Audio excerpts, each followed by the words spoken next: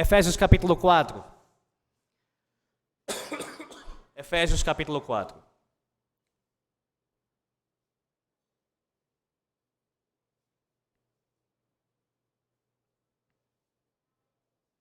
Leitura do versículo 1 ao versículo 6, novamente.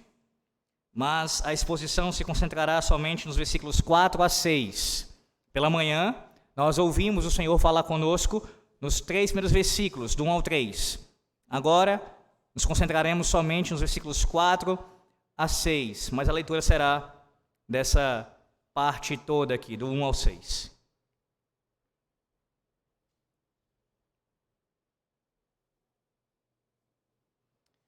Assim diz a palavra do Senhor nosso Deus, a sua palavra que é inspirada, que é inerrante e é suficiente, autoritativa para todos.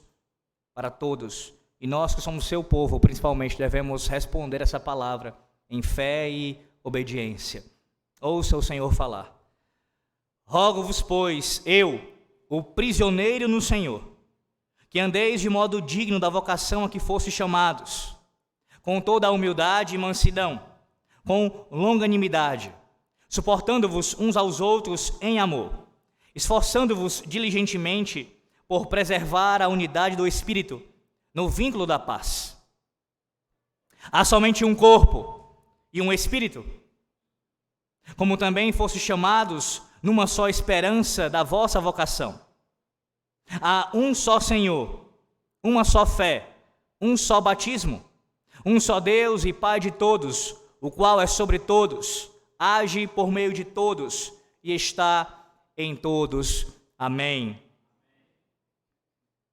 Meus irmãos, pela manhã nós vimos que esse texto, na verdade, o início do capítulo 4, ele marca aqui uma divisão nessa carta aos Efésios. De forma mais resumida agora, quero lembrá-los disso, essa divisão se dá por conta da ênfase que o apóstolo Paulo ele dá em cada uma dessas partes. Na primeira parte, ele se concentra em expor doutrina, do capítulo 1 ao capítulo 3, e do capítulo 4 ao 6, ele se concentra em aplicações desta doutrina que foi exposta na primeira parte da sua carta. E o início do capítulo 4 é marcado por aplicações que envolvem, na verdade, não só aqui, na verdade, na sequência do capítulo 4, isso vai ser visto também no versículo 7 em diante, ainda essa ideia de unidade, só que com um foco maior na diversidade dessa unidade. Então há aqui nesses versículos uma atenção especial do apóstolo Paulo quanto a aplicar a doutrina nesse aspecto importantíssimo, é uma característica da Igreja de Cristo, que é andar em unidade. A primeira parte do texto, que é do versículo 1 ao versículo 3, é a exortação do apóstolo Paulo para essa unidade. Ele exorta a igreja, do 1 ao 3, para que ela preserve esta unidade. Lembre-se que essa unidade ela foi ela foi construída pelo próprio Deus, especialmente a pessoa do Espírito Santo, é mencionado aqui como esse agente unificador da Igreja de Cristo. Então, ela não é uma obra humana, não compete a nós construirmos unidade, mas a exortação é para a preservação, para a manutenção desta unidade. Esse é o nosso dever. Nós temos a obrigação, como Igreja do Senhor, de manter a unidade da igreja. E aqui ele cita isso, ele faz exortação com base no fato de que nós fomos chamados por Deus.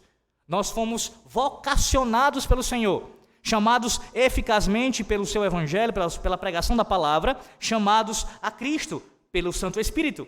E uma vez assim chamados, devemos proceder de forma digna, de acordo com este chamado. Ele também cita virtudes aqui, características que compõem essa vocação. Se formos vocacionados, necessariamente andaremos em humildade, mansidão, paciência, que é a ideia aqui de longanimidade, suportaremos uns aos outros, e tudo isto em amor.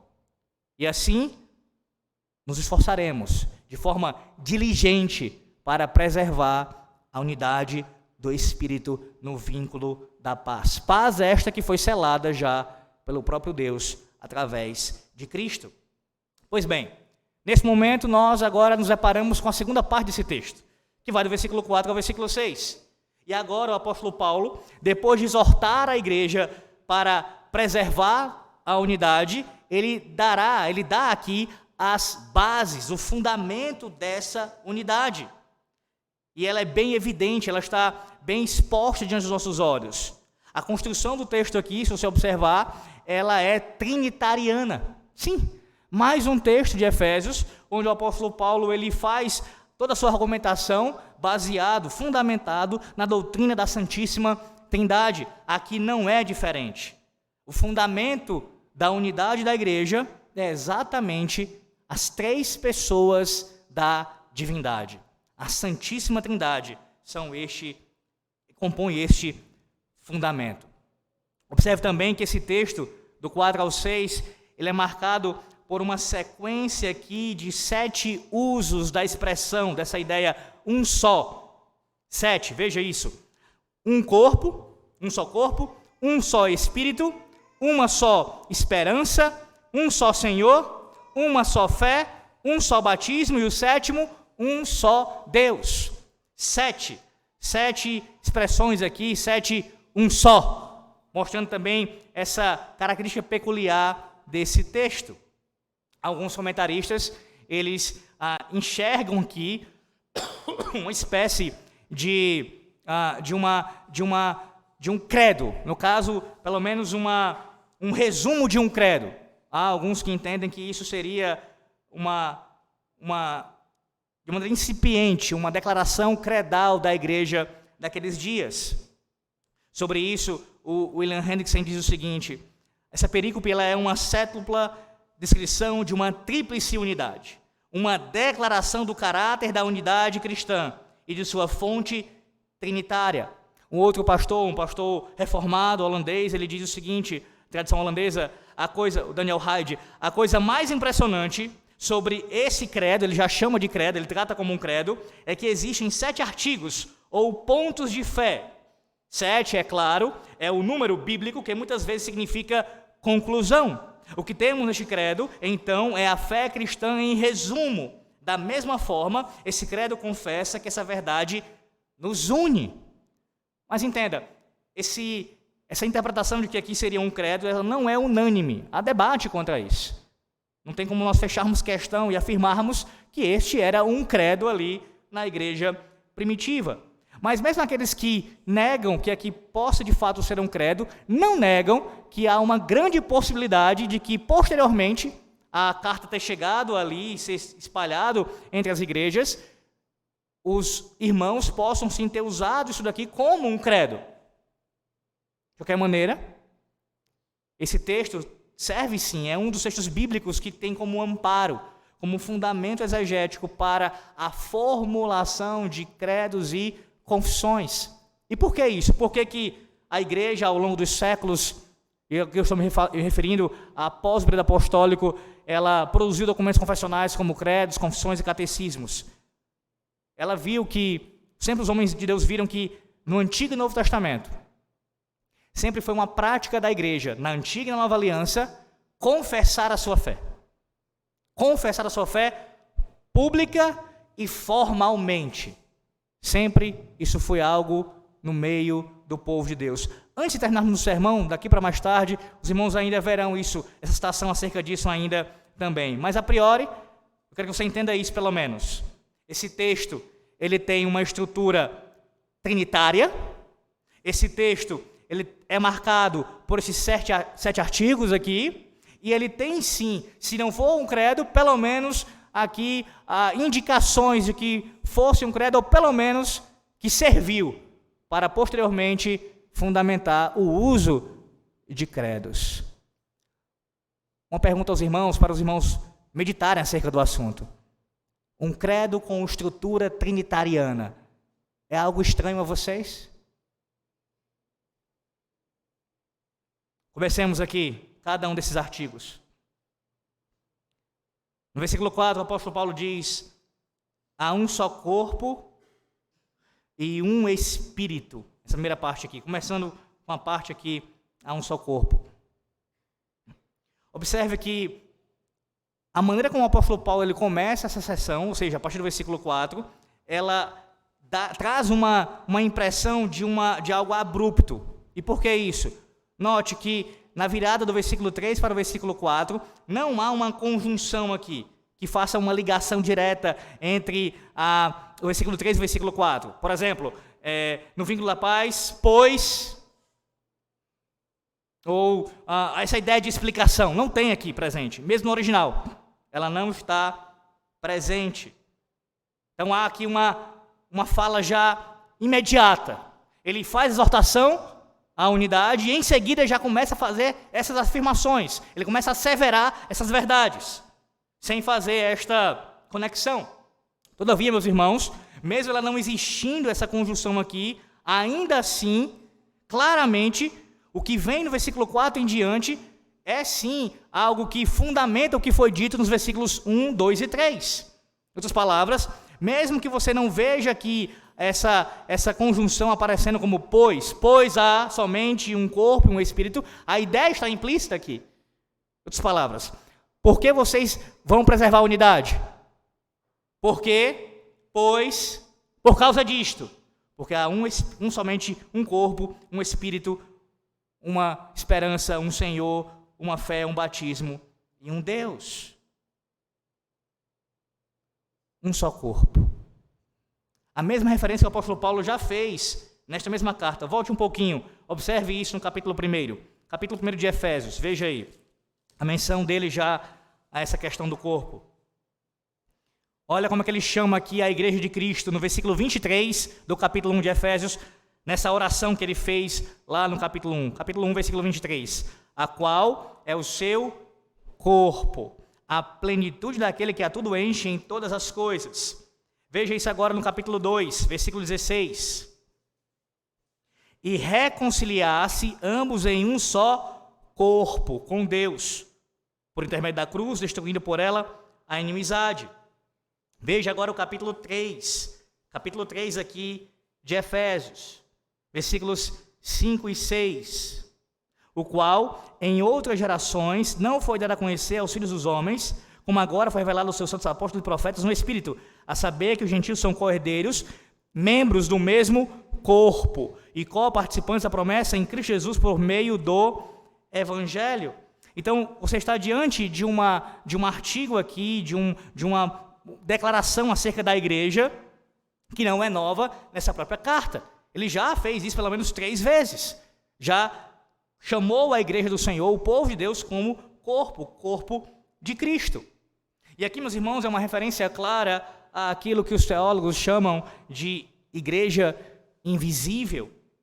Todos aqueles que fazem parte do corpo de Cristo, que pertencem ao Senhor Deus, que pertencem à igreja invisível, são parte deste corpo. E aí, atente-se para essa declaração, para essa sentença. Há um só corpo, não vários. Não vários povos, não várias igrejas nesse sentido, mas um só corpo. Um só corpo. Sim, essa é a realidade da igreja invisível. Estamos todos unidos e fazemos parte do mesmo povo. Tanto aqueles do passado, os crentes do passado, isso eu estou falando inclusive desde a antiga aliança, como os crentes do presente, os que ainda virão, inclusive também até mesmo os que estão com o Senhor na glória já, a chamada assim igreja triunfante. Todos fazem parte do corpo de Cristo. E aí você se pergunta, diante dessa afirmação aqui, de maneira muito clara da palavra de Deus, como então podemos, diante dessa afirmação aqui, conceber a possibilidade de termos tantas diferenças e tantas denominações em nossos dias? Se a Bíblia afirma que há um só corpo, por que então há tantas igrejas? Por que então há tanta divisão? Sim, meus irmãos, é triste a existência de várias denominações. Jamais essa realidade pode ser exaltada por nós. Infelizmente eu já ouvi isso de pastores, e isso não pode acontecer. Nós não podemos valorizar essas diferenças, como se fosse algo maravilhoso. Como se a existência de várias e várias assim chamadas placas de igreja fosse algo agradável ao nosso Deus, fosse algo que a sua palavra autorizasse. Não, há um só corpo. E sim, da mesma forma como a igreja invisível é una, a igreja visível deveria transparecer essa mesma realidade. Da mesma forma. Não temos permissão para agirmos de maneira diferente desse padrão. A igreja invisível, tudo bem, ela é una, mas nós podemos divergir à vontade, sem nenhuma consequência. Deus nos autoriza isso? Não autoriza. Não autoriza. A igreja visível precisa ser somente também uma. Não deveríamos ter o tamanho das divergências que nós temos em nossos dias. É triste. E quando eu digo que é triste, isso não pode ser apenas algo para você pronunciar com seus lábios sem sentir lá no fundo do seu coração. Você precisa sim lamentar por essa realidade. Lamentar por isso. Lamentar pelo fato de que o povo de Deus, num certo sentido, está assim, dividido em nossos dias. Nós temos muitas divisões, a ponto de que, já tendo aqui citado outros exemplos quanto a isso, nós sabemos que podemos sair de uma igreja como dessa daqui que nós congregamos e irmos a uma outra igreja na mesma cidade e às vezes na mesma denominação e parecer que não é parte do mesmo corpo. Por que isso? Por que isso acontece? Se todos são membros, estão ligados juntamente no mesmo corpo. Por que essa diferença tão grande? Além disso, essa pluralidade em nosso meio, ela não pode ser exaltada também, porque exaltar essa pluralidade, nesse sentido eu coloco, é uma exaltação do que é falso. Veja, se uma igreja afirma um artigo de fé e outra afirma um artigo de fé contrário, exatamente contrário àquele artigo de fé dela, logo não pode haver unidade. E, além disso, os dois não podem estar certos ao mesmo tempo. Não podem. Se um está afirmando algo e o outro está afirmando outra coisa sobre o mesmo assunto, nos mesmos termos ali, contrariando um ao outro, alguém, no mínimo um deles, está errado. Então, se nós exaltamos essa diferença, exaltamos a mentira. Exaltamos a promoção do falso ensino. Nós estamos unidos, meus irmãos, em torno da verdade. E assim deve ser. Expressar isso pública e visivelmente na igreja. Somos um só corpo. Um só corpo. Mas ainda falando à luz do que o apóstolo Paulo disse anteriormente. Se somos um só corpo, pensando aqui nas virtudes de humildade, mansidão, longanimidade e de suportar uns aos outros em amor. A primeira imagem aqui que ele traz é do corpo. E aí, se você não tiver as virtudes ou não buscá-las, não crescer nelas, que ele menciona anteriormente, como é que você vai agir dentro desse corpo? Como é que você vai lidar com os outros membros deste corpo? Se você não age com humildade, o contrário disso o que é? Orgulho, arrogância. Se você não for manso, lembre-se do que eu expliquei pela manhã, a ideia do equilíbrio aqui, entre você não é ser frouxo, mas é irar no momento certo, adequado. Se não houver mansidão, se não houver paciência, ou seja, se você não for longânimo e suportar assim nesse sentido o que o outro faz contra você, até mesmo aquilo que é errado, em amor, se isso não acontecer, o que vai ocorrer? O corpo vai se autodestruir. Necessariamente. Não, isso não pode acontecer no sentido último, porque o próprio Deus, ele sustenta a sua igreja. Todavia, isso pode acontecer sim numa igreja local. Numa igreja local, pode haver uma série de mutilações corporais. E assim nós estarmos destruídos entre nós. Mutilados entre nós. Agora, como você pode esperar exercer humildade, mansidão, longanimidade, suportar uns aos outros no meio do corpo de Cristo em amor, se você não faz isso ou não busca isso nem mesmo em casa? Ora, isso começa em casa.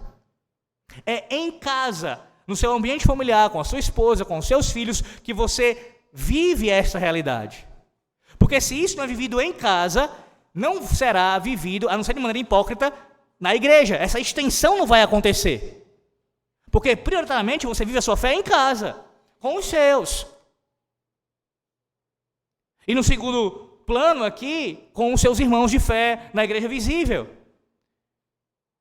Então, uma coisa está ligada à outra. Por que tantas igrejas locais estão divididas?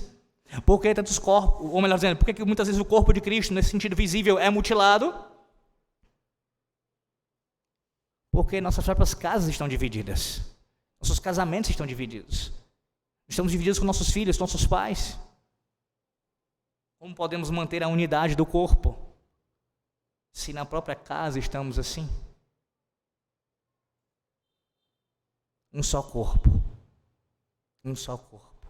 Veja como essa imagem ela é ainda mais profunda quando você para pensar no casamento aqui.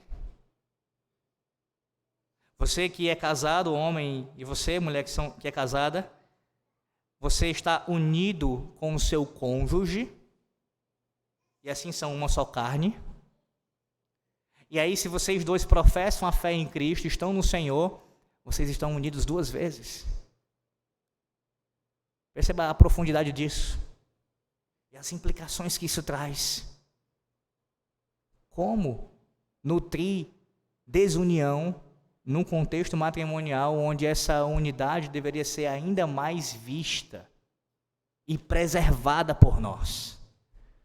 Mas eu repito, se você não busca preservar a unidade dentro do seu casamento, no seu lar com os seus filhos, como você buscará a unidade do corpo de Cristo como um todo?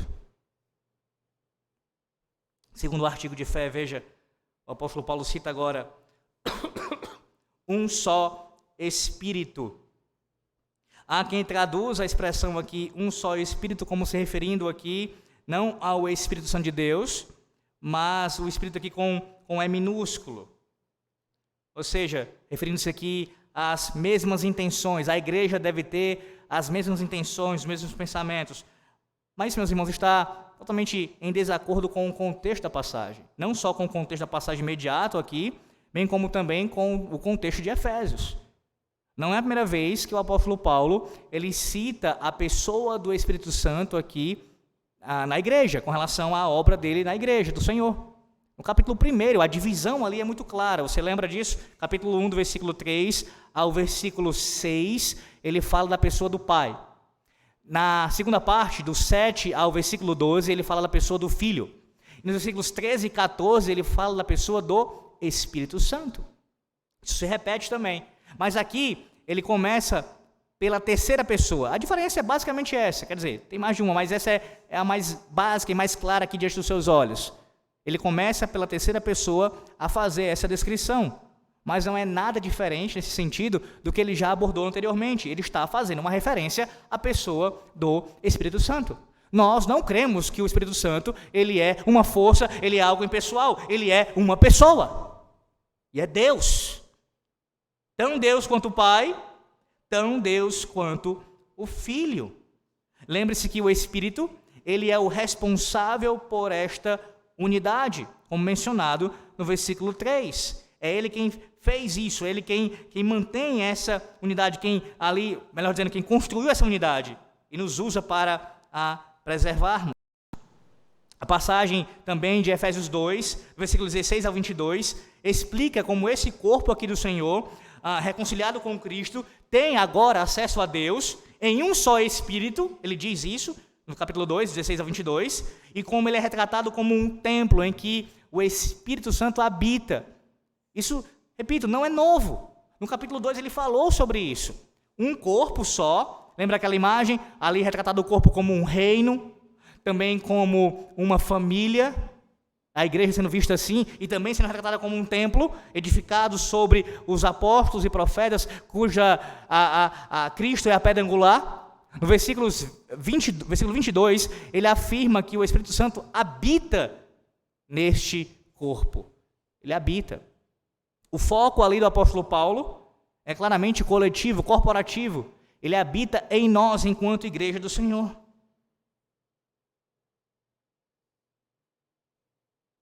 Meus irmãos, há unidade na igreja universal. e no Espírito Santo. Por isso, também deve existir unidade no corpo local de crentes. Porque há um só corpo e há um só Espírito. O mesmo Espírito Santo que habita em você, habita no seu irmão em Cristo. O mesmo Espírito. E habita em nós corporativamente. Então, se é o mesmo Espírito que habita em você, habita em mim, habita em nós corporativamente, como pode existir, então, divisão? Como?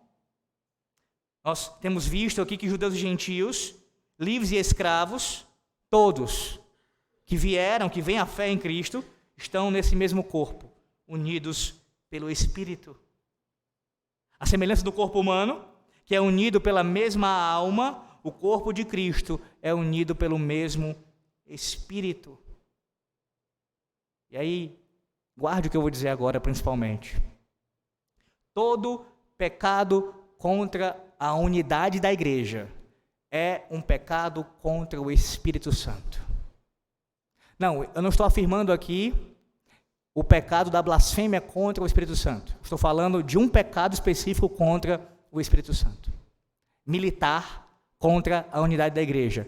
Não preservar a unidade da igreja. Ser alguém sectário e divisivo. Alguém que promove contendas e semeadura de contendas no meio do povo da aliança. Tudo isso, quem age assim está trabalhando contra a obra do Espírito. Que habita em nós, que habita em nosso meio. Como é lamentável, meus irmãos, existir na igreja divisão exatamente por causa de uma má compreensão da obra do Espírito Santo. Quantas igrejas não se formaram ao longo da história? Quantos grupos, e até seitas mesmo, alegando revelações do Espírito Santo, alegando uma continuidade de uma obra do Espírito Santo, como se houvesse uma continuidade, não dos efeitos, mas como se pudesse se repetir o Pentecostes de Atos capítulo 2. Olha a contradição aqui. O Espírito que une e que está habitando em nós, está trabalhando nessa unidade, muitas vezes por uma má interpretação da sua obra, do que ele revela na sua palavra, a divisão em nome do Espírito. Ou não é isso que você já deve ter ouvido na sua caminhada cristã? Eu vou sair dessa igreja, eu vou começar uma outra igreja, eu vou começar uma nova denominação, porque o Espírito Santo está falando comigo. Ele falou ao meu coração, ele tem me guiado nesse sentido, ele me conduziu para esta resolução, eu vou sair porque ele está fazendo isso. E via de regra, quando isso ocorre, divisão ocorre. Brigas ocorrem, rachas são feitos por uma suposta ordem do Espírito. Aquele que ordena a unidade. Não, isso não é aqui um apelo para você perseverar e ficar numa igreja que esteja corrompida, até mesmo deixou de ser igreja, em nome da unidade, não é isso. Estou falando do outro extremo, daqueles que não lutam minimamente pela preservação da unidade. Daqueles que promovem a desunião, daqueles que usam o nome santo do Senhor em vão, alegando, usando isso como fundamento para tomar a decisão de começar uma nova igreja, uma nova denominação, como se ele estivesse ordenando fazer isso.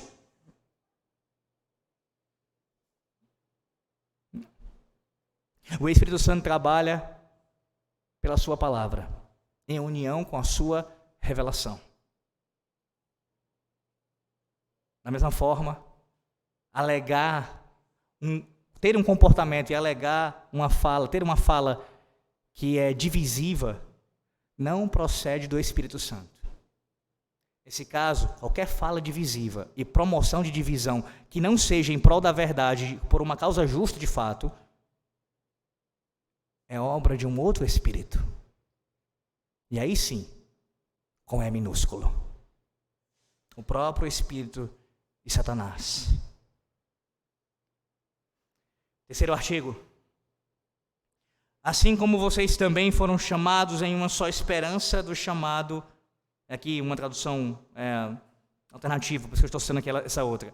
Assim como vocês foram também chamados em uma só esperança do chamado de vocês. O artigo aqui é uma só esperança. Observe que nessa declaração que ele faz agora, há uma diferença com as demais. Ele cita aqui os seus leitores. Ele faz uma referência direta aos seus leitores aqui. Inclusive, alguns utilizam isso como argumento, alguns comentaristas, para dizer que não pode ser uma espécie de credo aqui, porque não há apenas uma declaração de afirmações de fé, mas há também uma menção aqui, uma citação do público, né, do alvo aqui para o qual está sendo dito isso. Mas isso, enfim, não é suficiente para você negar aqui como uma ideia, pelo menos a ideia seminal de um credo aqui. Pois bem, perceba essa diferença com relação aos demais artigos, mas o foco aqui é no artigo da esperança. Esperança, que a ideia é de uma ansiosa expectativa do desdobramento do plano de Deus. A esperança, meus irmãos, apresentada em toda a carta aos Efésios, é a realidade de que Cristo reunirá todas as coisas sob a sua autoridade. Um dia ele fará isso. Ele já tem feito isso, melhor dizendo, e ele vai concluir essa obra. E embora os crentes estejam atualmente assentados em Cristo, essa realidade foi vista no capítulo 1, já estamos assentados com Ele. No futuro, nós, todos, seremos revelados no céu como troféus da sua graça. Além disso, nós fomos trazidos para perto de Deus, unidos em um só corpo em Cristo e reconciliados com Deus. Antes, como diz Paulo em Efésios 2:12, estávamos sem esperança, sem Deus no mundo. Agora, fostes chamados numa só esperança da vossa vocação. Portanto, há o elemento da esperança aqui objetiva, que está guardada para os crentes, e isso, meus irmãos, serve de base para a esperança subjetiva. Para os crentes, lembre-se disso, eu já expliquei isso também aqui, a esperança ela não é algo que significa, como nós usamos em nosso dia a dia, normalmente, a gente fala de esperança nesse sentido, normalmente, espero que isso aconteça, espero que sim. Uma linguagem bem do mundo mesmo, de forma geral, as pessoas falam assim, espero que isso aconteça, não. A esperança citada pelo apóstolo Paulo aqui é a certeza absoluta de que Deus cumpre aquilo que Ele prometeu. Esta é a esperança aqui. Nós temos essa única esperança. Nós cremos que Deus vai cumprir, já tem cumprido, tudo aquilo que Ele prometeu. Ele é fiel às suas promessas. E tudo que Ele fala acerca do seu povo, Ele já tem feito e ainda fará. Observe que ele também cita a palavra chamado, mais uma vez, que é citada nos versículos iniciais, versículo 1, que tem sim esse sentido de uma convocação da parte do Senhor Deus, intimamente ligada à eleição. Quem é que são chamados? Aqueles que Paulo descreve como eleitos e predestinados. Estes são chamados. A ideia de esperança aqui também, ela está ligada a uma esperança produzida pelo chamado de vocês. Essa é a ideia. Porque nós somos chamados, temos esperança. Temos esperança. Significa que o chamado aqui, também, ele pertence individualmente a cada crente. Não é apenas um chamado geral, é um chamado específico. Semelhantemente ao que aconteceu no dia que o Senhor Jesus Cristo ressuscitou Lázaro. Lázaro, você vem para fora. Foi exatamente o que aconteceu com você quando você creu no Senhor. Um chamado específico, não genérico. Não para que todos ao seu redor viessem ao mesmo tempo, mas você, de forma específica, foi chamado por Deus pessoalmente, intimamente. Além disso, esse chamado, de forma muito clara, que ele tem origem em Deus. É exatamente como está aqui. Nós fomos chamados pelo Senhor. Concluindo, meus irmãos, os elementos dessa primeira parte aqui da unidade são retratados no único corpo, no único Espírito e na única esperança do chamado deles. E a terceira pessoa da Trindade é o elemento unificador nesse versículo 4 aqui. Além disso, observe como esperança tem um cunho escatológico. E não é surpresa, pelo menos não deveria ser para você. Escatologia, nesse sentido aqui, nos une. Estamos unidos. Qual é a nossa unidade aqui? Qual é a unidade vista na questão escatológica aqui? Ora, nós estamos indo para o mesmo lugar. Fomos chamados pelo mesmo Deus e aguardamos o cumprimento das suas promessas. Um dia o Senhor Jesus Cristo voltará e nós nos encontraremos com Ele. Sejam aqueles que morreram antes da sua vinda, serão ressuscitados, ou que estiverem vivos, serão transformados. Então não há divisão quanto a isso. Que maravilha nós sermos lembrados disso essa noite. Porque, infelizmente, veja, outra doutrina que é também tratada de maneira divisiva ao longo da história. Quantas interpretações, quantas variantes acerca dos últimos dias nós temos? Inúmeras. Algumas correntes mais famosas, mais divulgadas, mas há muita divergência quanto aos detalhes desse retorno do Senhor.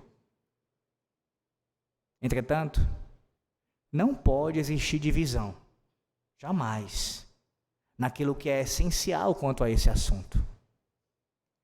Uma coisa é divisão sobre os aspectos particulares da volta de Cristo, alguns deles pelo menos. Outra coisa é negar, por exemplo, a volta de Cristo. Uma clara heresia. Não, isso também não é aqui uma permissão, como tenho falado desde o início, para que haja divisão de pensamento escatológico. Não deveria existir. Deveríamos todos também professar a mesma fé nesse sentido. Qual? Crermos de forma igual quanto ao retorno do Senhor nos seus aspectos detalhados também. Então a gente não deve falar isso com um ar de orgulho, ou com que bom que tenha tantas posições diferentes para que a gente possa analisar e assim cada um escolher a sua. Não! Não! Mais uma vez, isso é ir contra a verdade. Por mais que tenham questões que são concordadas ali, que há um acordo entre as posições, há diferenças consideráveis. Nós não podemos afirmar que algo é verdadeiro e, repito, ao mesmo tempo, dizer que o outro que nega o que nós estamos afirmando também ser verdadeiro. Por isso é importante que nossa posição também escatológica seja uma só na igreja. Uma só. Mas a despeito disso, o que é mais importante, o que é mais essencial, o Senhor, Deus, preserva em nós a esperança da qual nós fomos chamados. Aguardando o nosso Deus, o nosso Senhor, o cumprimento final das suas promessas. Aí vem o versículo 5 agora, a sequência mais 3 artigos aqui. O primeiro é um só Senhor, um só Senhor. Após falar da terceira pessoa da Santíssima Trindade, o apóstolo Paulo agora passa a falar da segunda pessoa da Santíssima Trindade. E aí talvez você, numa leitura especial do texto aqui, não se atente para essa realidade e diga, mas por que Senhor, citado no versículo 5, é uma referência ao Senhor Jesus Cristo? Não pode ser uma referência mais genérica, mais a Deus como um todo, que claro, sabemos que se refere a Deus também, mas por que de forma específica a segunda pessoa da Trindade? Por quê? Ora, por algumas razões, meus irmãos. Primeira razão, e que já foi até explicada pela manhã, volte para o versículo 1 do capítulo 4. Como é que o apóstolo Paulo começa o capítulo 4? Rogo-vos, pois eu, o prisioneiro no Senhor. Não, mas aqui, pastor, é uma referência a Deus como um todo. Capítulo 3, versículo 1. Capítulo 3, versículo 1. Por esta causa, eu, Paulo, sou o prisioneiro de Cristo Jesus. O capítulo 3, ele inicia uma referência a Cristo de forma bem direta, e no capítulo 4, ele só troca aqui Cristo Jesus por Senhor. Então, o contexto de Efésios nos deixa bem evidente de que a referência ao apóstolo Paulo no versículo 5 é sim a Jesus. Segundo lugar, se você é um leitor atento do Novo Testamento, já deve ter percebido que em várias passagens, o título, a expressão Senhor, que no grego é Kyrios, é usado para Jesus. Várias vezes Jesus é chamado de Senhor, fazendo assim um contraste com o imperador. E não somente isso, mais do que isso, na verdade é equivalente ao próprio título, ao próprio nome pactual de Deus na antiga aliança, ou revelado na antiga aliança, Yahvé. Assim como no Antigo Testamento, Deus é chamado de Yahvé. Jesus, no Novo Testamento, o equivalente a isso aqui, Senhor, é atribuído a Ele, denotando assim a sua divindade, a sua co-igualdade com o Pai, e também, é claro, com o Espírito Santo. É uma referência clara, assim, meus irmãos, à segunda pessoa da Trindade. E além disso também, o próprio desenvolvimento da carta, onde o apóstolo Paulo, por mais de uma vez, usa a estrutura trinitária. Então não leia o versículo 5 como uma referência genérica aqui, ou de forma geral a Deus, mas de forma específica uma referência a Jesus. Há um só Senhor, Cristo, o Senhor Jesus Cristo. Ele é o único Senhor. A igreja está debaixo do seu senhorio. Nós somos governados por Ele e devemos evidenciar isso em nossas vidas. Não temos senhores. Não temos várias pessoas, inúmeras pessoas que devemos prestar conta, mas apenas ao nosso Senhor. Ao nosso Senhor. E agora, compare isso com o que nós vemos em nossos dias. Pessoas que, melhor dizendo, denominações que usam o nome de Jesus em vão, inclusive chamando-o sim de Senhor, em seitas por aí. Não é o caso de uma famosa em nosso país, onde se refere a Jesus como Senhor, a sua logo ali, na sua estampa, mas claramente não é um local, não é um grupo de pessoas que se submete ao senhorio de Cristo, porque o evangelho de Cristo não é pregado ali. Em outras palavras, não basta dizer que Ele é Senhor, não basta afirmar que Ele é Senhor. Sim, é o primeiro passo, precisa reconhecer o seu senhorio, mas reconhecer o seu senhorio implica em obediência a Ele, em fidelidade a Ele, e a igreja deve demonstrar isso com a sua conduta. Quem é Jesus Cristo para você? Quem é? Talvez para você isso soe como algo muito superficial, essa pergunta. Como você me pergunta isso? Eu sei quem é Jesus Cristo. Sabe mesmo?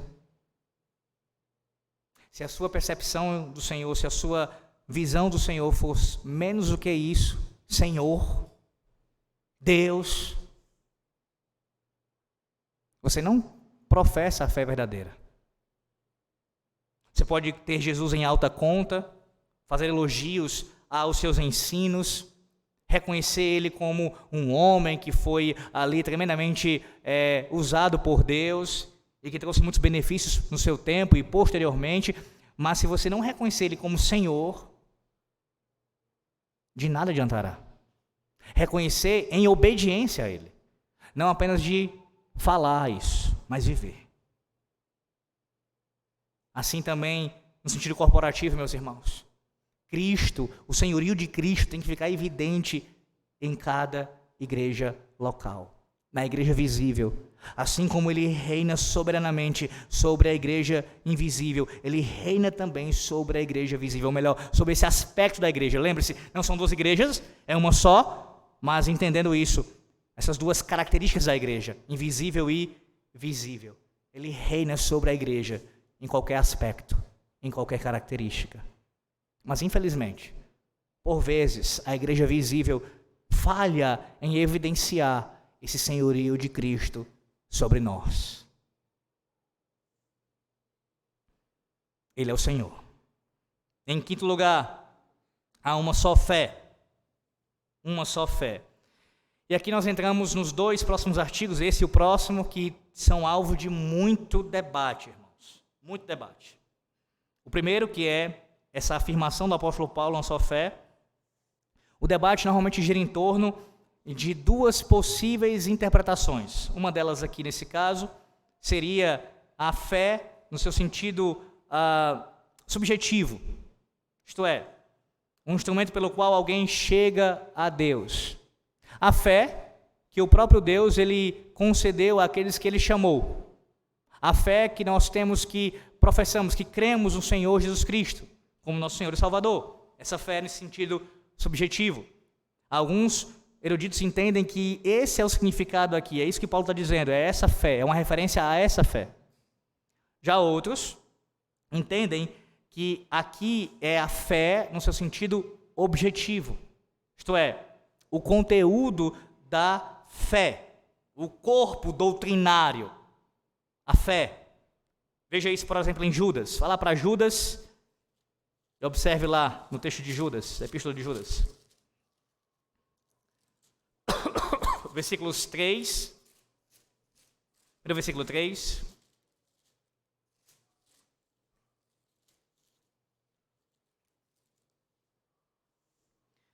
Ouça o que diz a palavra do Senhor. Versículo 3 de Judas. Amados, quando empregava toda a diligência em escrever-vos acerca da nossa comum salvação, foi que me senti obrigado a corresponder-me convosco, exortando-vos a batalhardes diligentemente pela fé que uma vez por todas foi entregue aos santos. Aqui, meus irmãos, é uma referência a essa fé que eu estou citando em segundo lugar, ou seja, esse corpo doutrinário, a doutrina dos apóstolos e profetas. Agora veja o versículo 20, como esse versículo 20, aqui de Judas mesmo, ele, no meu entendimento, ele lança luz, sim, ao que é dito lá em Efésios capítulo 4. E eu vou explicar o porquê. Veja o versículo 20 aí, versículo 20 de Judas. Começando aqui no versículo 19. Versículo 19.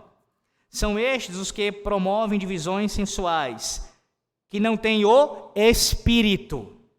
Vós, porém, amados, edificando-vos na vossa fé santíssima, que é sim aqui uma referência a essa fé do versículo 3, corpo doutrinário, orando no Espírito Santo.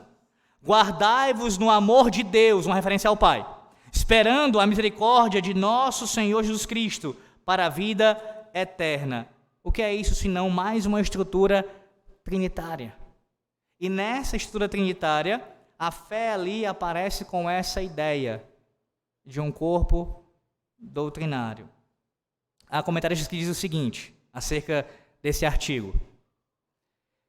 Se o entendimento for, aqui parafraseando, se o entendimento for que a fé é mencionada pelo apóstolo Paulo, essa uma só fé aqui, é a fé subjetiva, a fé que ele entrega para nós crermos no Senhor, isso não anula o fato de que uma vez crendo no Senhor, devemos abraçar a fé que foi de uma vez por todas entregue aos santos, o corpo doutrinário.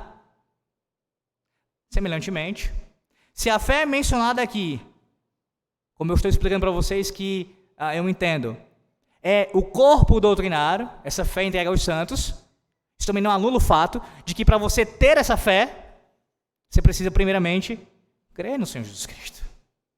Então, de qualquer maneira, as duas coisas estão se interligadas, esses dois aspectos.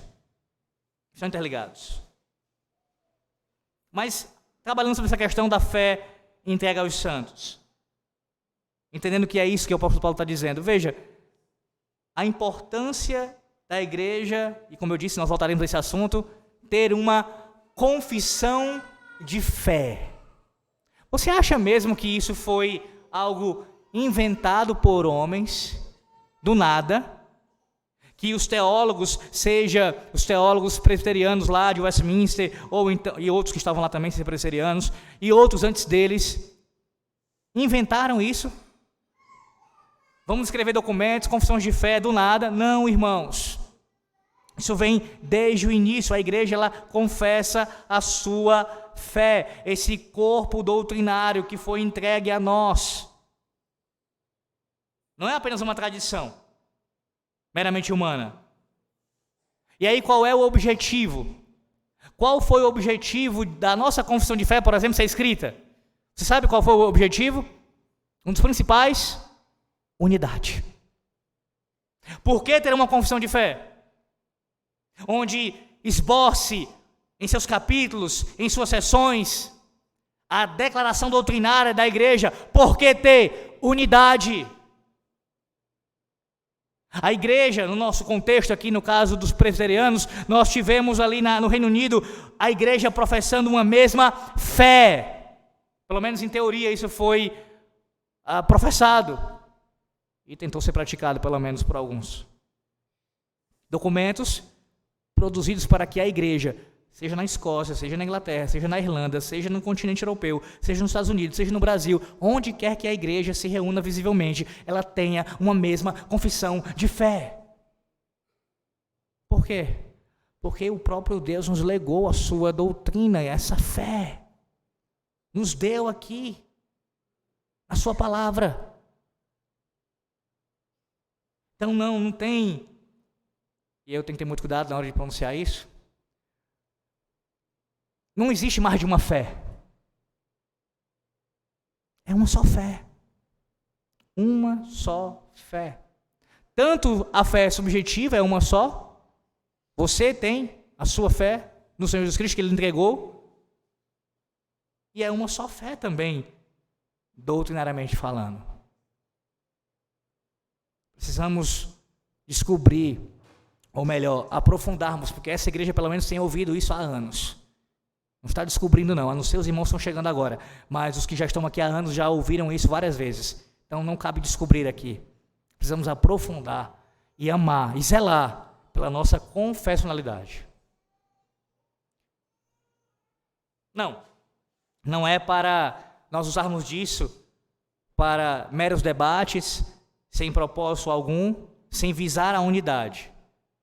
Mas é visando a unidade, no temor do Senhor, se esforçar por preservar e guardar essa fé. Próximo, artigo 6º, há um só batismo. Outra expressão, meus irmãos, que tem provocado bastante debate aqui. E há pelo menos duas interpretações também principais. A primeira é, obviamente, o entendimento de que é uma referência ao batismo com água.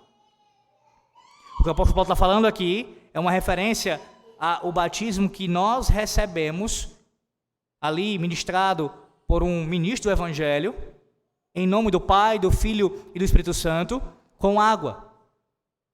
Mas há uma segunda, aqui, uma possível também interpretação que não seja essa.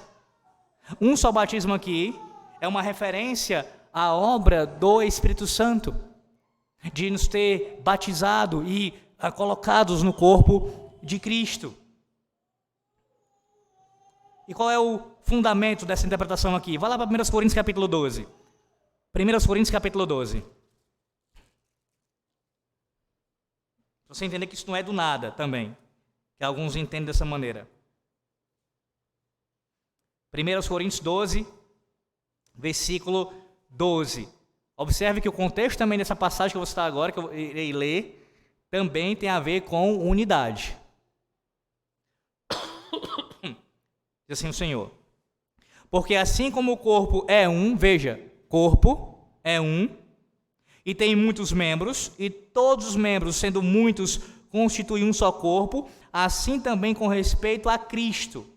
Pois em um só Espírito, todos nós fomos batizados em um corpo, quer judeus, quer gregos, quer escravos, quer livres, e a todos nós foi dado beber de um só Espírito.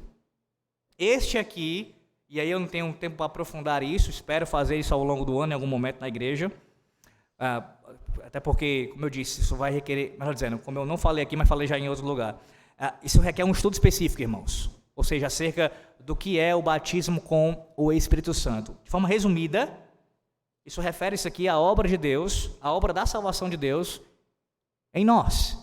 O seu Santo Espírito, o batismo do Espírito Santo é isso, ele nos trouxe para o corpo de Cristo.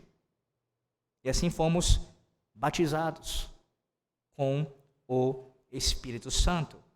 Então, provavelmente, ou melhor dizendo, alguns entendem que esse é o significado da passagem, e eu entendo, meus irmãos, que isso compreende melhor o entendimento aqui de um só batismo.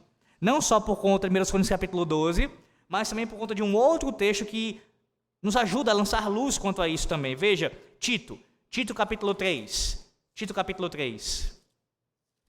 Tito 3, versículo de número 4, a partir do versículo 4.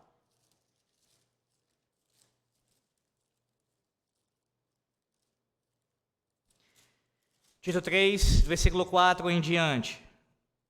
Observe o que diz a palavra do Senhor.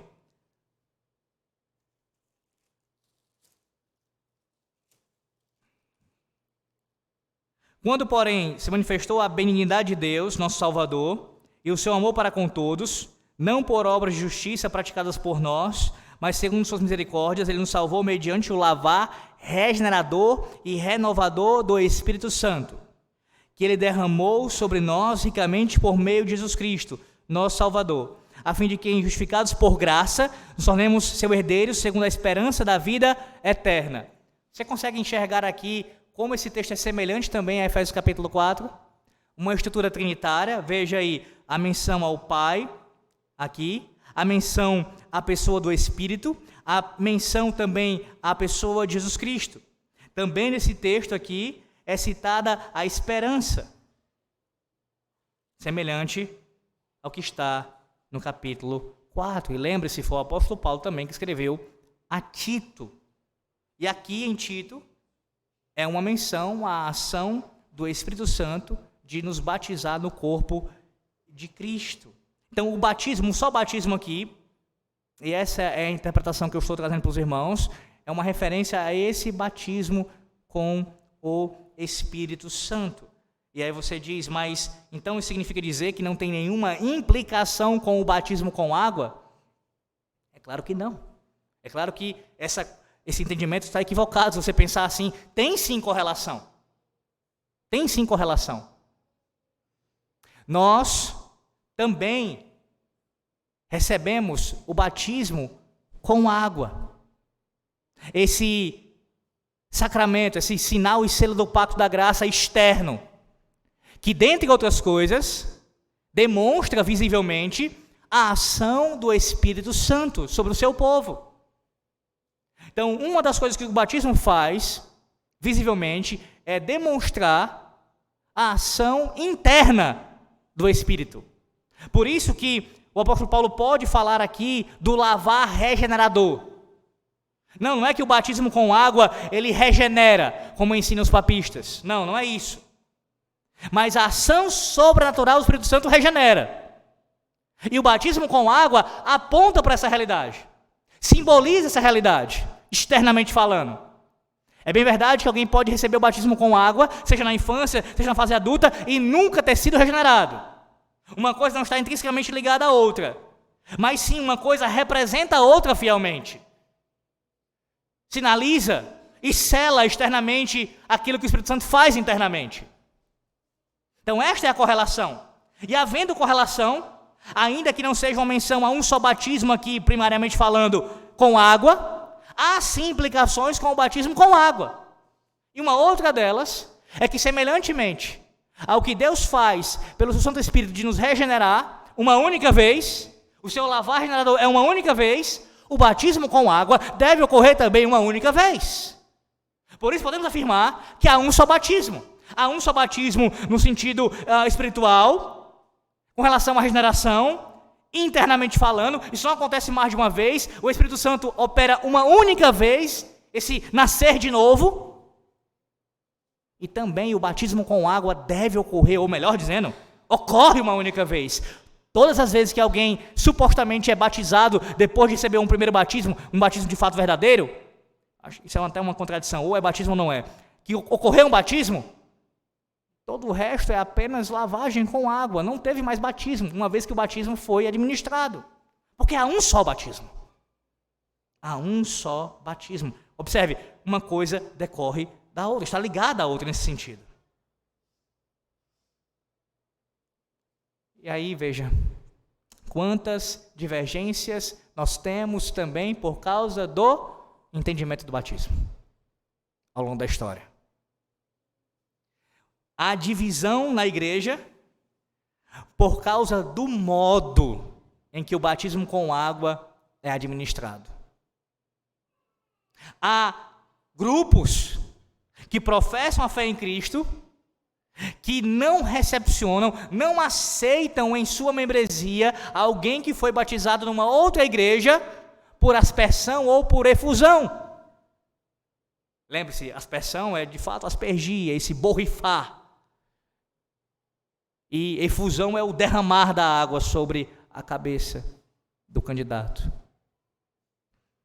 Não aceitamos. Se não mergulhar, se não descer até ali o último fio de cabelo, o batismo não vale. E assim, eles se tornam rebatizadores. Como foram no passado os anabatistas, que promoveram rebatismos em cima de rebatismos, negando assim o que a igreja professou desde o início, um só batismo, espiritual e também externo, físico, com água, um só batismo. Não há rebatismo. Não há rebatismo. Todos aqueles que praticam isso estão pecando contra o Senhor Deus também. Divisão por causa disso. Sim, é divisão mesmo. A pessoa não pode ser recebida no corpo de Cristo, não pode assentar-se à mesa do Senhor, enquanto não supostamente agora passar pelo batismo verdadeiro. Que falar então de nossos filhos? Se os seus filhos, assim como os meus, receberam o batismo na mais tenra idade, eles jamais, em algumas igrejas, poderão sentar-se à comunhão da mesa do Senhor. Por quê? Porque eles dividem a doutrina aqui. Negam um só batismo.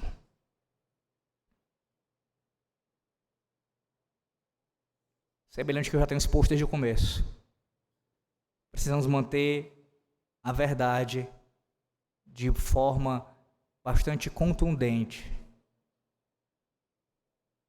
A divisão ocorre nesse entendimento entre nós, mas isso não significa dizer que todas as interpretações são cabíveis para o entendimento sobre o batismo. Seja o batismo com o Espírito Santo, seja o batismo com água. É o que a palavra de Deus diz. As múltiplas interpretações sobre estes mesmos assuntos não podem coexistir. Todavia, ainda assim, existem questões de diferenças que não vão atingir ao âmago da fé cristã. Por exemplo, estarei apenas esse. A nossa confissão de fé se posiciona acerca do modo do batismo. Mas ela não é taxativa a ponto de negar, por exemplo, o batismo por imersão, dizendo que o batismo por imersão, ele não acontece. Quem foi batizado por imersão não foi batizado. A nossa confissão de fé não fala isso. Também reconhece como um modo legítimo. Então, se alguém vem de uma outra igreja, que foi batizado em nome do Pai, do Filho e do Espírito Santo, batismo, trindade, contexto aqui, da passagem. Por um ministro do Evangelho, verdadeiro ministro do Evangelho, com água, mesmo tendo sido imerso em água, o seu batismo é válido.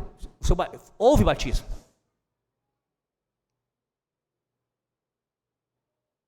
Por quê? Porque essa diferença de entendimento quanto ao modo, mesmo sendo importante, não rompe a unidade no sentido último. Há divisão, sim. Há algo contra a unidade acontecendo, sim. Especialmente no lado de lá, que argumenta contra nós nesse sentido, de negar o batismo por aspersão e efusão. Contudo, no sentido último, nós não vamos considerar alguém como não irmãos em Cristo, nessa divergência pontual que eu citei agora, por causa disso. Último artigo. Versículo 6. Um só Deus e Pai de todos, o qual é sobre todos, age por meio de todos e está em todos. Mais uma vez aqui, essa presença de algo de maneira seminal aqui, como um credo está sendo visto por nós nesse texto, meus irmãos. Por quê? O que Paulo está declarando é a mesma verdade proferida em todo o Antigo Testamento, especialmente em Deuteronômio capítulo 6. O famoso Shema, a maneira como começa ali aquele credo dos hebreus. Deuteronômio 6,4. O texto diz: ouve, ó Israel. Um só Deus. Um só Deus. Não são três deuses. E aqui essa afirmação do apóstolo Paulo, credal, essa afirmação do apóstolo Paulo, que tem base desde o Antigo Testamento, ela anula qualquer argumentação que venha no sentido de tratar a nossa doutrina trinitária como se fosse uma contradição. Como vocês podem afirmar que o Pai é Deus, o Filho é Deus, o Espírito é Deus e não serem três deuses? Porque a Bíblia afirma isso de maneira muito clara. Afirma a divindade do Pai, afirma a divindade do Espírito, do Filho e do Espírito, e afirma que há um só Deus. Um só Deus. Não são três deuses. São três pessoas com a mesma substância, com a mesma natureza divina.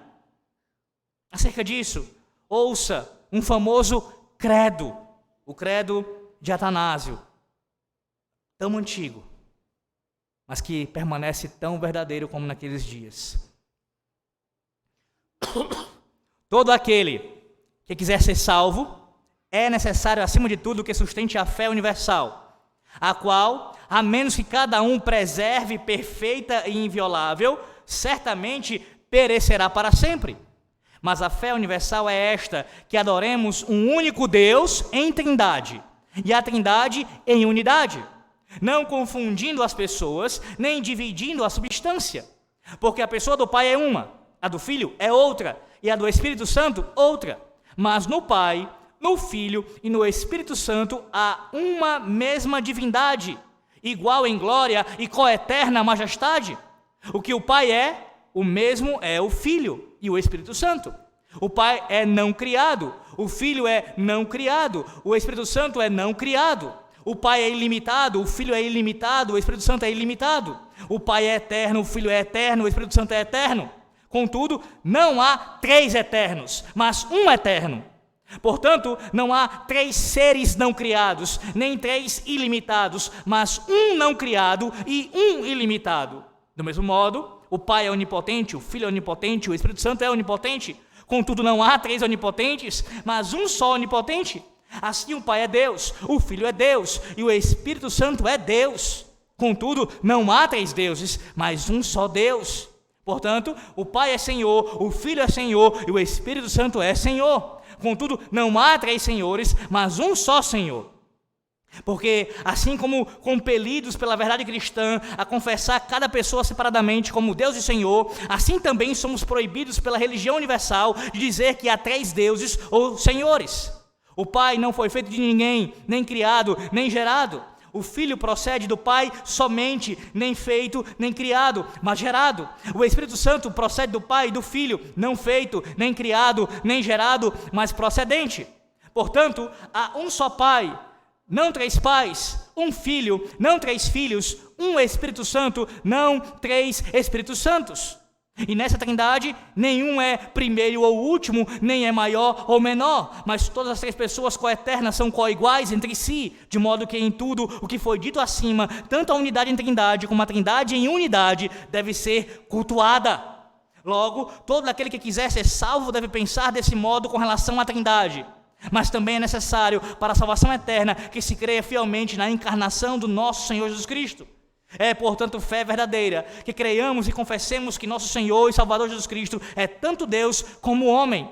Ele é Deus eternamente gerado da substância do Pai, homem nascido no tempo da substância de sua mãe.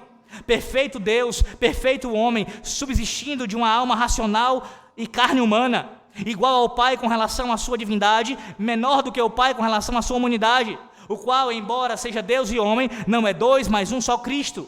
Mas um, não pela conversão da sua divindade em carne, mas por sua divindade haver assumido sua humanidade. Um, não de modo algum pela confusão de substância, mas pela unidade de pessoa. Pois assim como uma alma racional e carne constitui um só homem, assim Deus e homem constituem um só Cristo, o qual sofreu por nossa salvação, desceu ao Hades, ressuscitou dos mortos ao terceiro dia, ascendeu ao céu, sentou à direita de Deus, Pai onipotente, de onde virá para julgar os vivos e os mortos, em cuja vinda todo homem ressuscitará com seus corpos e prestarão conta de suas obras. E aqueles que houverem feito o bem irão para a vida eterna, aqueles que houverem feito o mal para o fogo eterno. Esta é a fé universal, a qual não ser que um homem creia firmemente nela, a não ser que um homem creia firmemente nela, não pode ser salvo. Essa doutrina não dá para ter divisão, em grau nenhum, em circunstância nenhuma. Veja, a divisão sempre é um ataque à unidade, sempre. Divergir sobre o batismo, divergir sobre a questão escatológica, sempre será um ataque à unidade. Só que o ataque à Santíssima Trindade, a essa doutrina, é um ataque fatal, mortal. É um ataque que é uma negação da fé cristã. É um ataque que destrói qualquer possibilidade de unidade. É um ataque que coloca sobre si o indivíduo sob anátema, condenado. Então, em nenhum grau, em nenhum sentido, de nenhuma forma, pode existir divergência de entendimento sobre esta doutrina. Não pode.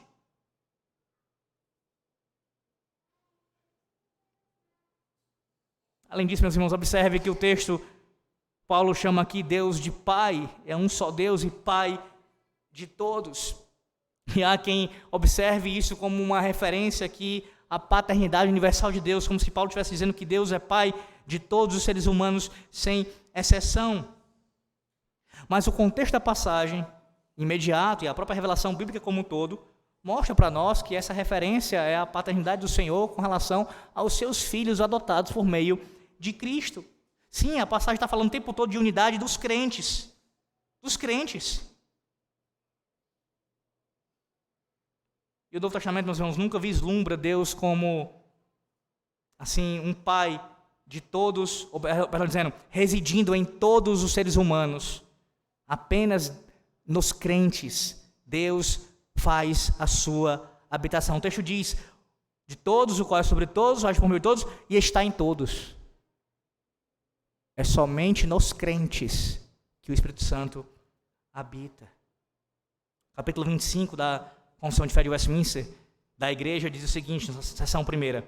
A Igreja Católica Universal, que é invisível, consiste no número total de eleitos que foram, ou são, ou serão unidos em um, sob Cristo.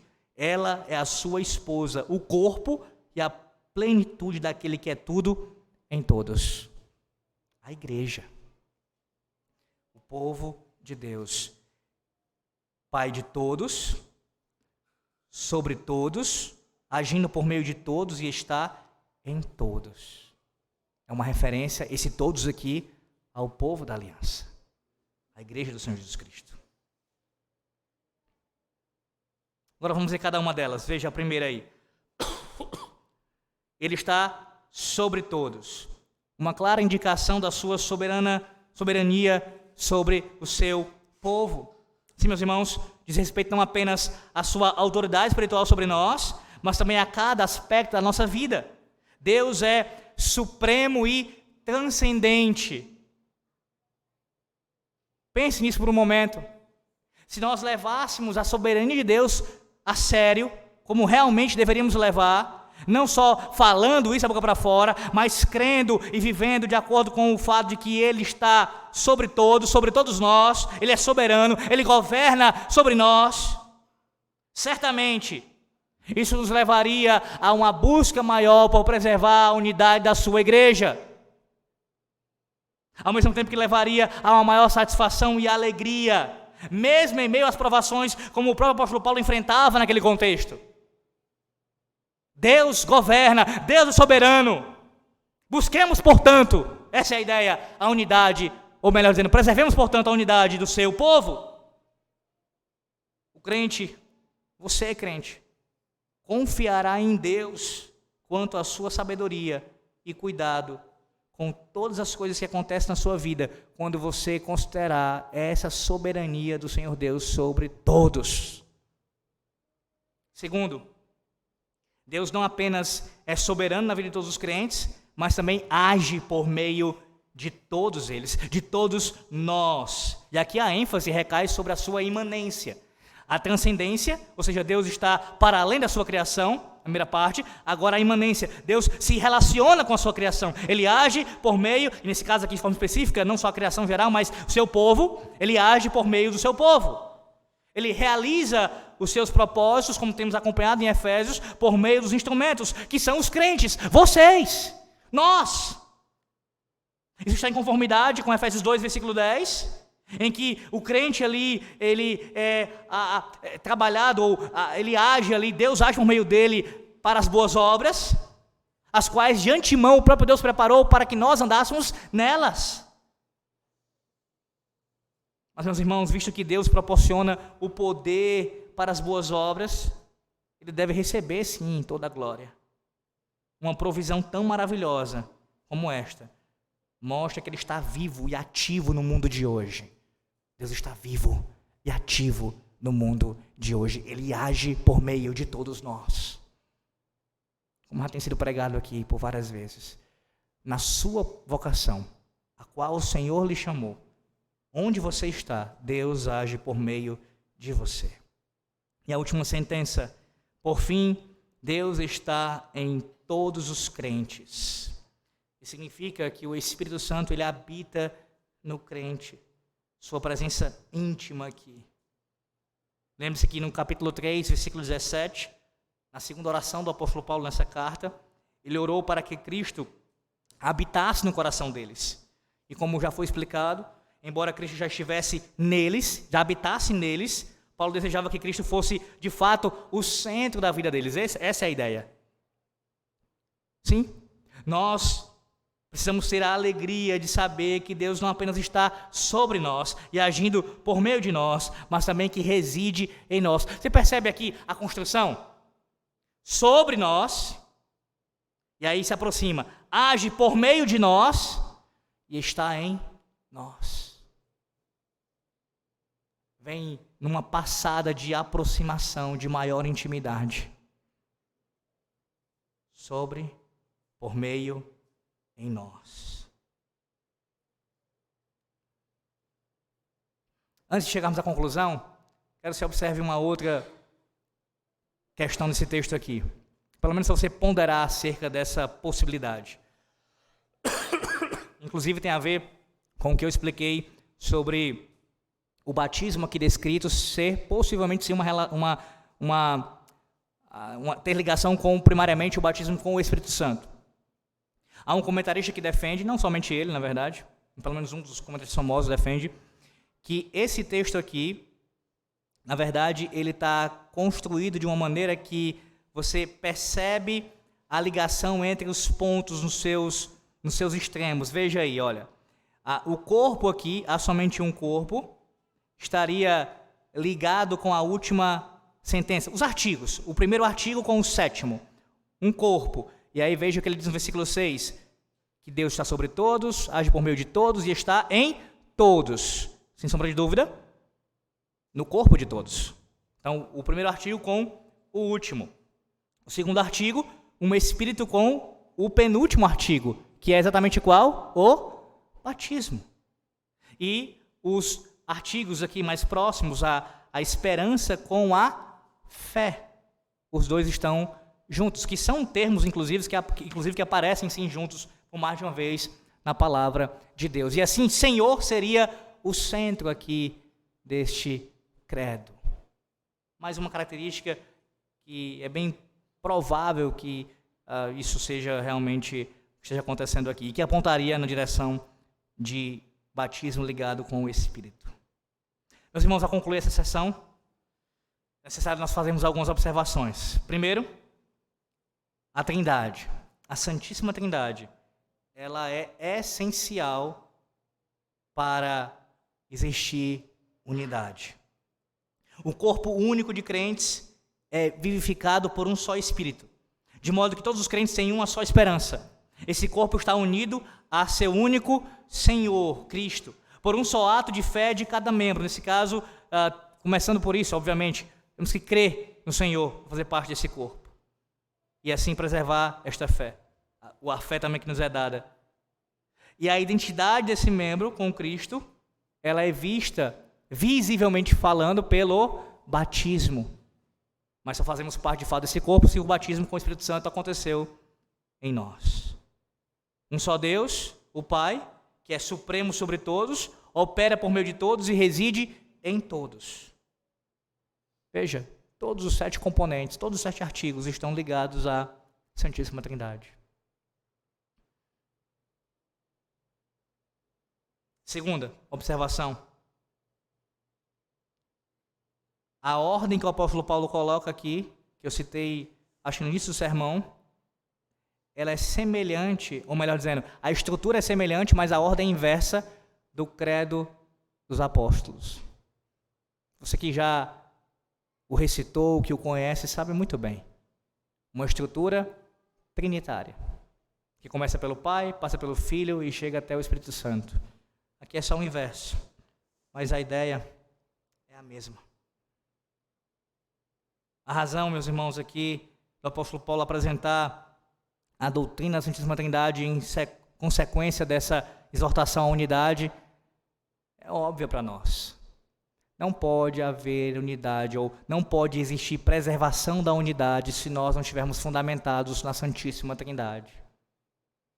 Uma igreja que não está fundamentada na Santíssima Trindade, para começar, que nem igreja é, se ela nega essa doutrina. E aí nós concluímos com o que começamos pela manhã. E o ataque dos papistas? Eles fazem isso conosco frequentemente. E dizem que nós somos divisivos, vocês protestantes são sectários, não há unidade no meio de vocês. Olhem para Efésios capítulo 4, observem como ali os artigos de fé demonstram que a igreja ela é una. Então vocês não estão evidenciando fazer parte da igreja verdadeira. Esse ataque dos papistas, eu pergunto a vocês, para vocês responderem internamente, é verdadeiro? Em algum grau, sim. Eles não estão errados de todo quando dizem que há uma clara divisão no meio do protestantismo e que há até mesmo um louvor à pluralidade de ideias, uma exaltação a essa grande confusão que acontece em nosso meio. Pelo menos o que se tornou, não estou dizendo que isso foi intencionado no princípio, e não foi de fato, mas como hoje acabou se tornando conhecido pelo menos, é assim que tem sido. É bem verdade que eles atacam muitos espantalhos, eles colocam no mesmo lugar seitas como Testemunhas de Jeová, Adventistas, Mórmons e outros grupos que eles dizem são todos protestantes. Vocês precisam se entender. Alguns de vocês negam a Trindade, outros afirmam a Trindade, alguns afirmam tal governo de igreja, e assim eles vão colocando tudo como se fosse uma coisa só. Então isso é um ataque, é um argumento do espantalho. Eles não estão batendo realmente naquilo que é protestantismo historicamente falando. Mas eu quero mostrar para vocês é que há alguma verdade nessa observação de que há sim muita divisão em nosso meio e que isso tem sido tolerado por muitos de nós, de ministros inclusive, e até mesmo sido incentivado. Quando a Bíblia mostra, desde o princípio, e aqui é muito claro, que o povo de Deus ele deve ser unido, e isso inclui ser unido em uma só doutrina, na verdade. Como já foi dito no passado, nós não podemos sacrificar jamais a verdade no altar da unidade, como se tivéssemos que, para buscar uma unidade entre nós, precisássemos sacrificar a verdade. E assim convivêssemos. Agora sim, a gente convive com os erros, com as heresias inclusive, sacrificando a verdade, porque a gente tem que buscar a unidade a qualquer preço. Não. A verdade, antes de qualquer outra coisa, a verdade. Meus irmãos, é o próprio diabo que está atrás disso. É o próprio diabo que mantém pessoas à mentira e que promove a sedição e a divisão no meio do povo da aliança. É ele quem trabalha dessa maneira dentro das igrejas locais, dentro de denominações, para dividir. Assim como ele trabalha na sua família, quando você está em divisão com sua esposa, com seu cônjuge, com seus filhos, essa divisão ela é promovida por Satanás. E também ocorre na igreja. Então não podemos glamourizar isso. Devemos rebater isso e buscar a unidade pela verdade.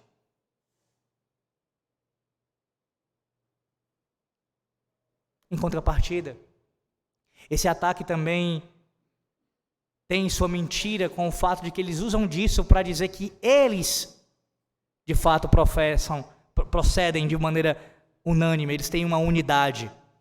Isso é mentira. Não há unidade no romanismo.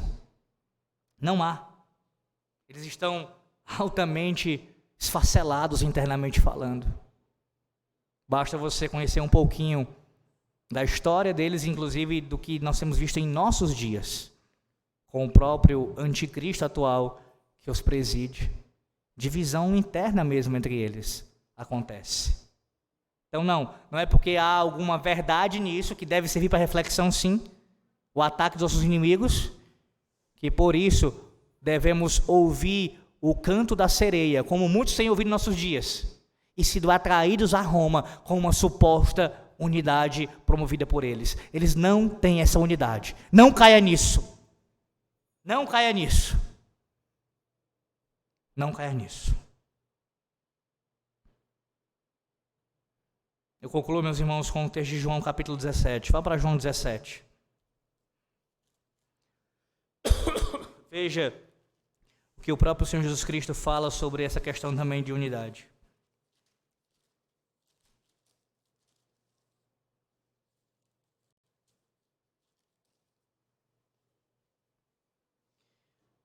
João 17, do versículo 20 até o versículo 23. A famosa oração sacerdotal do Senhor Jesus Cristo. Ele diz: não rogo somente por estes, mas também por aqueles que vierem a crer em mim, por intermédio da sua palavra, a fim de que todos sejam um. E como és tu, ó Pai, em mim, e eu em ti, também sejam eles em nós, para que o mundo creia que tu me enviaste. Eu lhes tenho transmitido a glória que me tens dado, para que sejam um, como nós o somos, eu neles e tu em mim, a fim de que sejam aperfeiçoados na unidade, para que o mundo conheça que tu me enviaste e os amaste, como também amaste a mim. O próprio Senhor Jesus Cristo, há muito tempo, orou pela unidade do seu povo. Orou para que nós fôssemos um. E podemos sim afirmar, orou por nós, por você, crente, individualmente. Orou por esta igreja aqui visível. Orou por nós. Por isso devemos responder a essa oração do Senhor Jesus Cristo em obediência, sendo um só, como nosso Deus ordena, preservando esta unidade. A igreja de Cristo, meus irmãos, ela é chamada por Deus, exortada pelo Senhor, esses versículos 1 a 6, a preservar a unidade, porque a própria Santíssima Trindade é o seu fundamento. A Deus seja glória por isso, pelos séculos dos séculos. Amém. Fiquemos de pé.